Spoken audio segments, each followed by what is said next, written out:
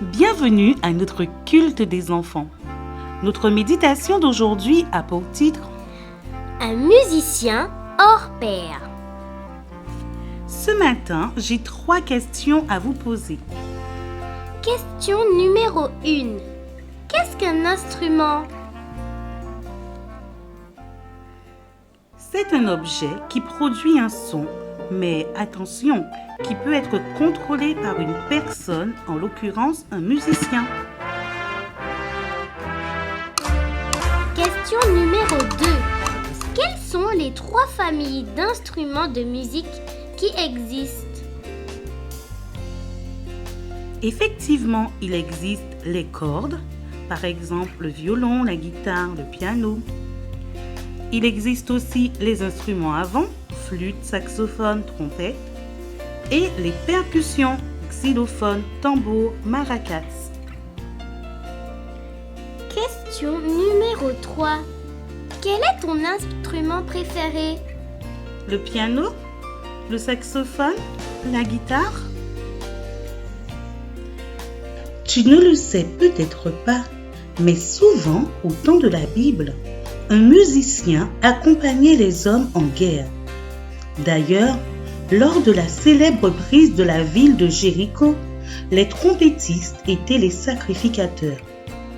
Si le son de la trompette donnait souvent le signal de l'assaut, un instrument particulier a marqué la vie d'un grand roi. Il s'agit du premier roi d'Israël, Saül. Il n'avait pas l'esprit tranquille. Il était souvent agité. Alors, ses serviteurs pensèrent qu'entendre le doux son de la harpe pourrait l'apaiser. Le roi Saül leur demanda de lui trouver et de lui ramener au palais un homme qui joue bien de cet instrument.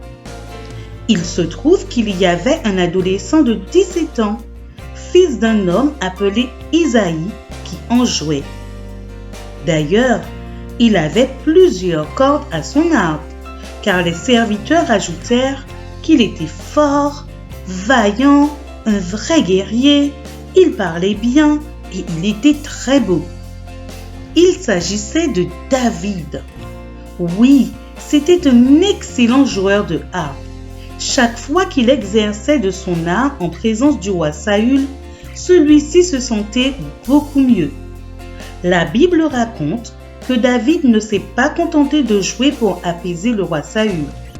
Il a passé toute sa vie en musique, car chaque fois qu'il en avait l'occasion, il chantait ou jouait de la harpe. Sais-tu à qui David dédiait tous ses chants? Tout simplement à Dieu. Et cela fait de lui l'un des meilleurs musiciens de son époque. C'est à toi de jouer.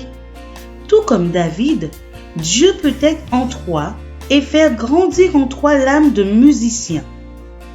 Tourne les pages de ta Bible ou demande à un adulte de le faire si tu es trop jeune, au livre des psaumes à partir du chapitre 3.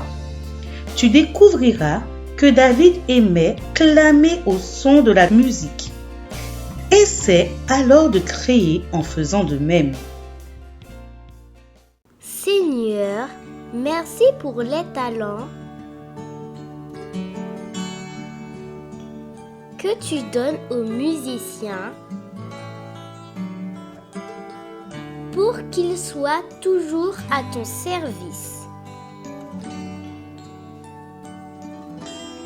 Aide-moi à toujours te louer de tout mon cœur.